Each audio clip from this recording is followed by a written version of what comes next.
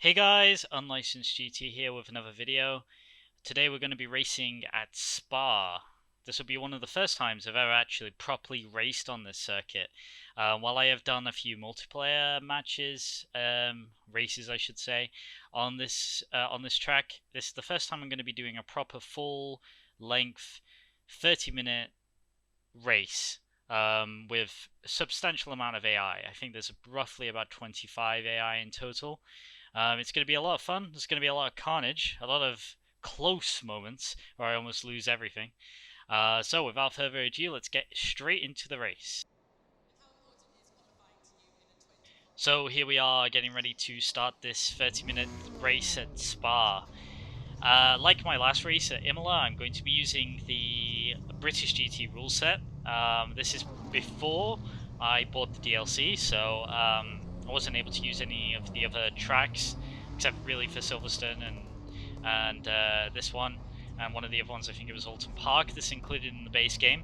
But anyway, coming to the beginning of this race, unlike the real British GT race at Spa that just happened a few days ago, we're not going to have a major accident at the beginning.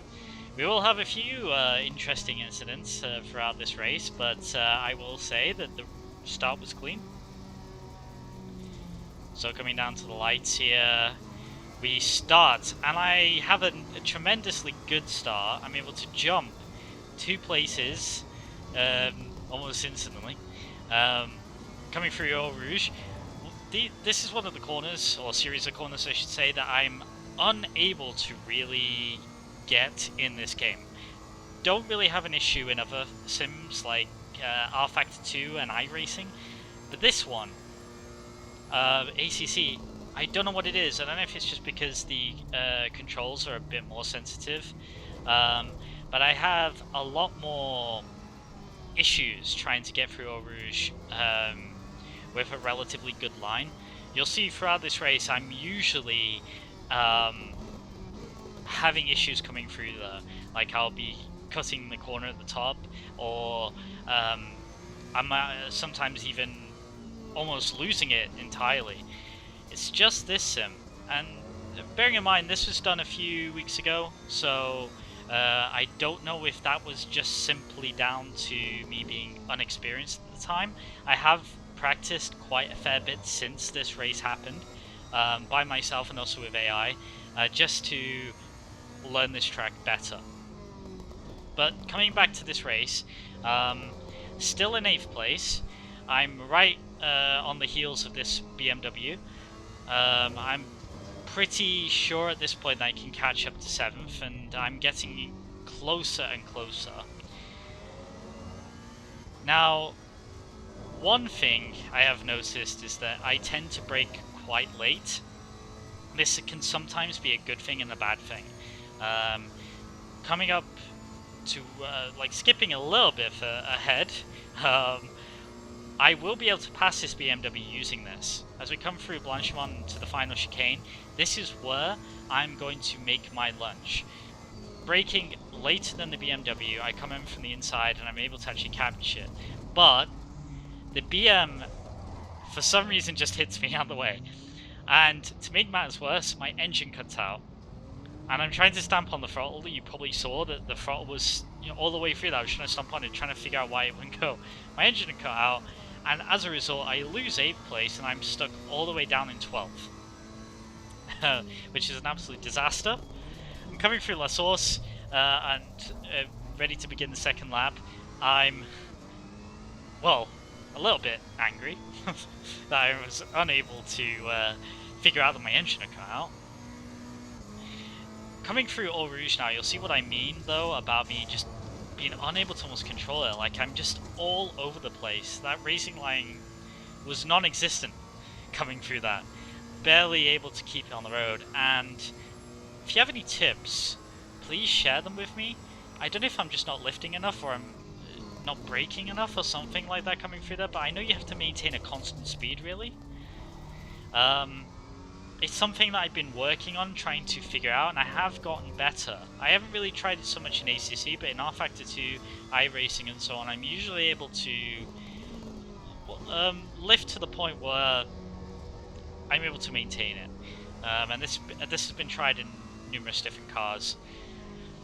The most recent being the Formula Pro in R Factor 2. Now back to this race, I'm coming up to the number 55 Lamborghini and slowly but surely catching up. Still have a long way to go to get back to 10th, let alone 8th. But I'm figuring it's, beginning of the race, a lot of things can change. And through perseverance, I'm now back in the same position I was really with the BMW last time. I'm ready to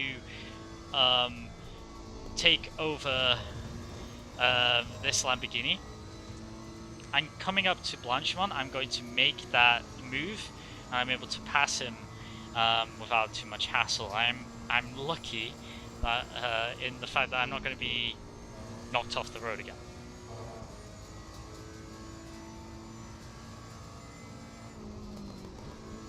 Right, so skipping ahead now into the middle of the third lap.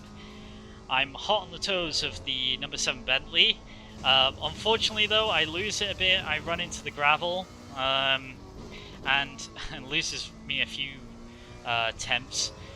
And unfortunately the Bentley's a bit further ahead now. Unfortunately this just happens a lot, especially as I've said before, this circuit. I'm still very, very new, and I make some really ridiculous mistakes that almost cost me like a place or two, or even the entire race, like the BMW mistake from before, not realizing my engine was cut. Now coming into the chicane again, I take this from the inside on there. I'm really cautious though. In that moment I thought that Bentley might run into me and I might have a similar situation from like 2 laps ago. Luckily for me, that didn't happen, and I move up to my original starting position of 10th. Unfortunately, I run way too wide here, and almost took the Porsche, or at least would have been right on the tail of it. Our rival here, the number 33, which is the only other AM car here for GT3. Coming through Eau Rouge, again, I was better than before, but I'm still unable to get a grip with that series of corners, and unfortunately for me, I'm still quite far back as a result. Still, with this being our rival, I figure if I can catch up to this guy, take 9th, that would be a win for me, because I would have then been the top AM at the very least, which is always good. It would have been a success at any rate. So coming out of Brussels and through to the number 11 corner, I'm still right on the heels of this Porsche. I'm gaining. I'm only 0.7 of a second behind him. And then through Pohon here, trying to keep it on the racing line, or at least the one I can see. I am able to try just here, almost had me there, almost abandoned that run in its entirety, but I'm successful. I'm able to take 9th.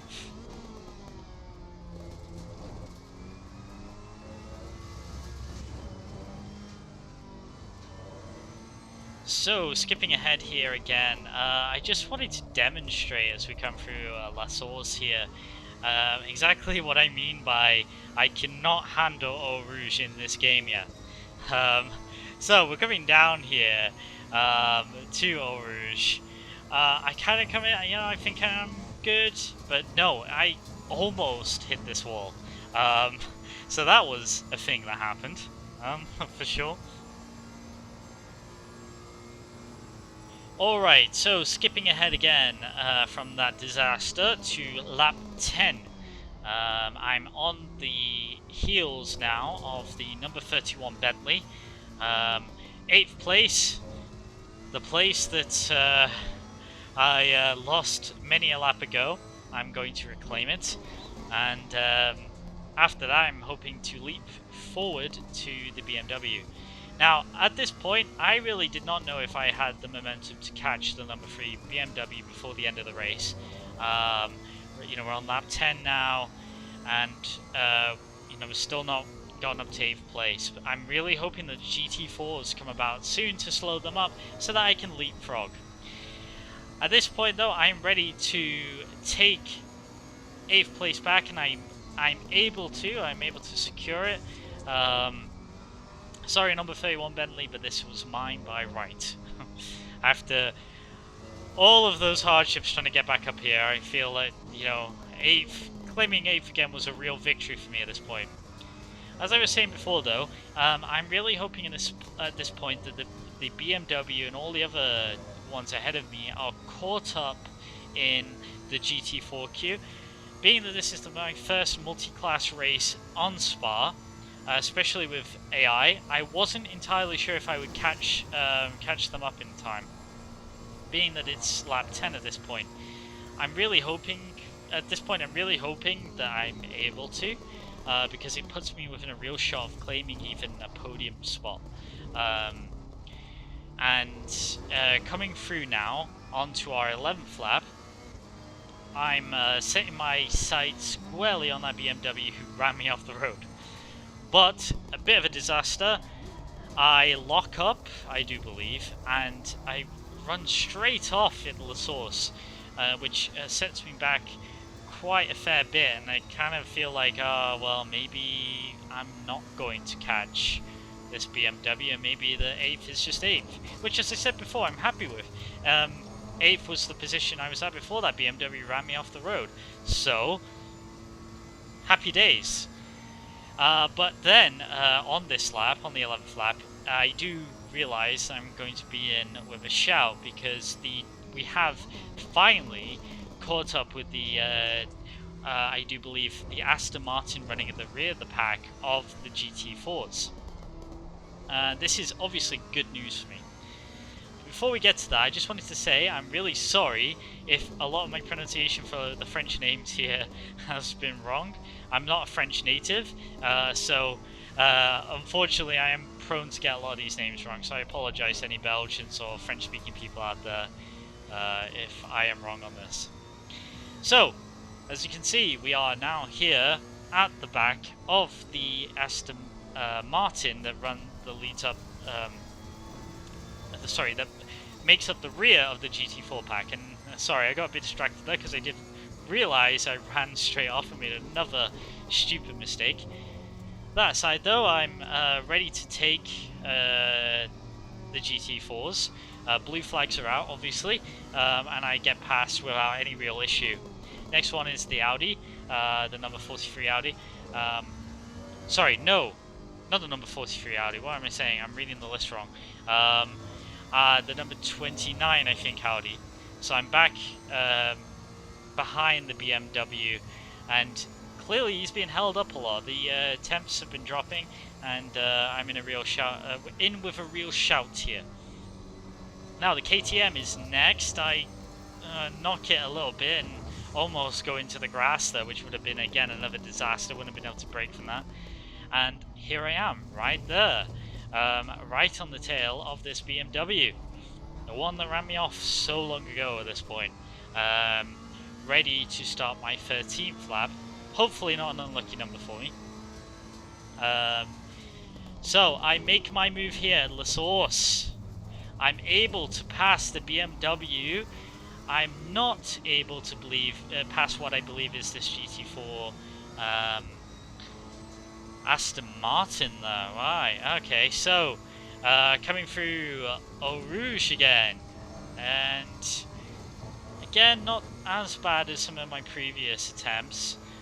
I'm now about to pass this number 43 BMW. Sorry, this is my 12th lap. Yeah, not my 13th, sorry, my 12th. And I lose it here. That, again, a BMW knocking me off the road. Luckily, I spin all the way around, and I'm in a perfect position to continue. Now, I do let this Lamborghini through because I did skip a little bit there. I didn't know if the BMW was going to be on the track next to me, and just to be safe, I decided to run all the way to the end and let the Lamborghini in front. BMW was supposed to give his position off to me anyways, since he's a GT4 and the slower car, so therefore I just decided to let the Lamborghini through. Very almost lost it there. Ooh, that was almost a race ender. If I had ended up the opposite way, I don't think I would have recovered from that in time. I really don't. Anyway, I'm behind this Lamborghini now. I'm about to take him. Oh, almost. Oh, yeah, I do come in from the inside. I do take 6th place from the number 18 Lamborghini, which is great. I really do believe at this point I'm in with a real shout to catch a podium at the very least. Very doubtful I'll get first. The number 8 Mercedes is 6.5 seconds ahead of the number 2, position 2, sorry, number 6 Mercedes. Coming past this Cayman GT4, I'm still seemingly in with a shout of catching a podium, as I said. And there's still a few GT4s to get past, which you know, is good for me, because it means I might be able to catch up with the number 2 Aston Martin, I should say, driven by Nicky Pham. I'm coming past now the number 4 McLaren. So still another 3 GT4 cars to go, and I'm hoping that they hold up the what remains of the GT3s enough so that I can actually come in with a bit of a chance here. Back at Eau Rouge, and I'm still a bit worried. That's way too... I think at this point, I'm going to be honest, because I know that the race is going to end soon. Well, you can't see the ticker. I could probably see the ticker at the time, and I can see the minutes counting down. I'm still having that trouble of just seeing red and just wanting to get past as many cars as possible. At the end of the Kemmel Straight, I am actually able to take the number 2 Aston Martin there. So I'm now in 5th. So top 5 finish, that's good. Passing by, another Mercedes, the number 77, I believe that was, the 3rd in the GT4 category. There's still another 2 GT4 cars to pass.